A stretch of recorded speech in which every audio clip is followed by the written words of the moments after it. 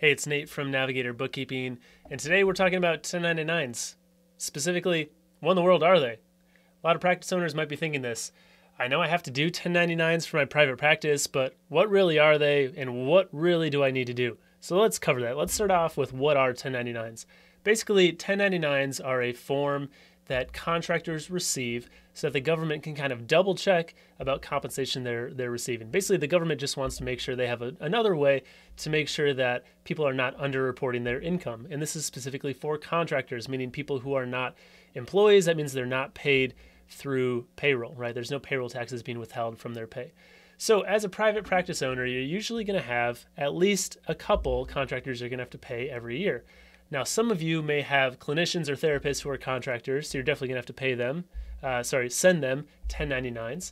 But there's also other people that are going to receive 1099s. This could be attorneys, CPAs, bookkeepers, marketers, people who are providing professional services.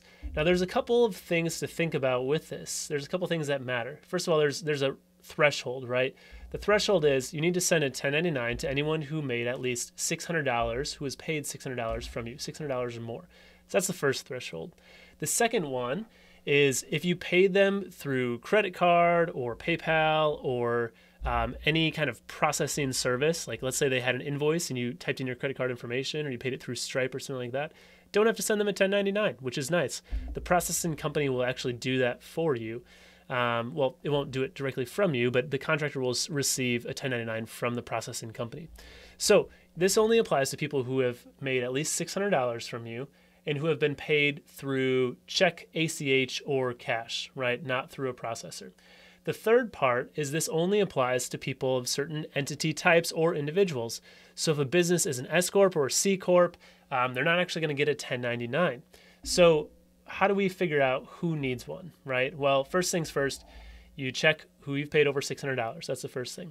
Second thing you do is you check, how did I pay them? If it was through check or cash or ACH, then all right, they've passed two of those hurdles so far. The third one, right, is we need to get a W-9 from every person we're paying. And the reason is that'll tell us what kind of entity they are and tell us whether they need a 1099 or not. So you might have heard about W-9s as well. They're different from W-2s, right? There's multiple W forms. This is a W-9. A W-9 basically just has listed the contractor's information, their address, and what entity type they are, and then they sign it, and they give this to you every year. So what you should be doing as a private practice owner is really you should be collecting these W-9s throughout the year. Or if you're working with an accountant or bookkeeper, they may be doing this for you, but there's probably still going to have to be some communication where you're asking for W-9s from any and all contractors.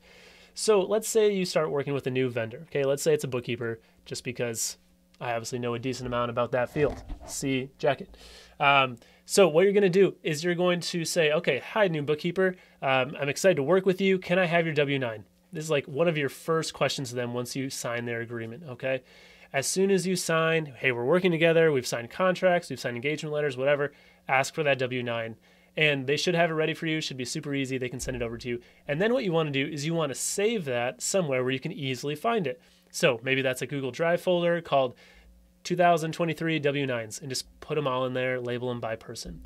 And then what you can do once you've collected those throughout the year is when you start getting into 1099 season, which is usually January, you can start kind of compiling and going through those records to know who's going to need a 1099. You could even do this in December if you're really on top of your game, right? Start looking through those and say, okay, I see I have W-9s from these 10 people, but I remember that I also paid this attorney, so I need to get one from them. So you want to kind of be thinking through that process. But as long as you're collecting W-9s throughout the year, you're already really a lot of steps ahead of most businesses who are kind of scrambling to do this end of January. So we've talked about what 1099s are, right? They're an extra form that contractors get to show their income. We've talked about who gets one, people who are paid over $600, who are paid through ACH, check, or cash, and who you have a W-9 for that tells you that you need to pay them or send them a 1099, which means they're either probably an individual or a single member LLC. So those are kind of the criteria, right, to get a 1099. And then how to actually send them a 1099, what you're going to do, so you're going to get that W-9 from them so you know whether they need a 1099.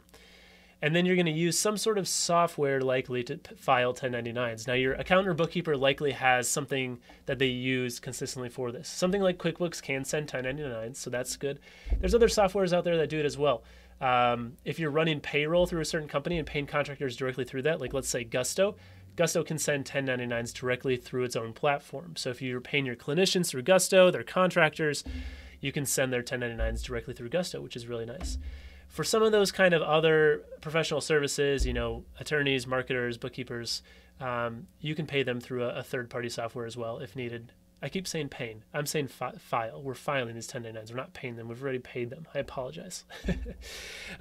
So what you're going to do is you can use a third-party software to also file those 1099s for those contractors. So those are kind of the 3 steps. Okay, you're going to identify who needs a 1099. You're going to get a W-9 from them, and then when January rolls around, you're going to actually file 1099s for everybody. And you're probably going to want to do that in a batch. You're going to do that all at once, so that it's simple and straightforward, and you don't have to kind of keep running through that software.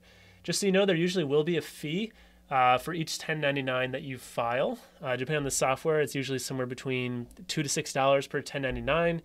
If you have someone file 1099s for you, they'll probably charge a fee on top of that per 1099.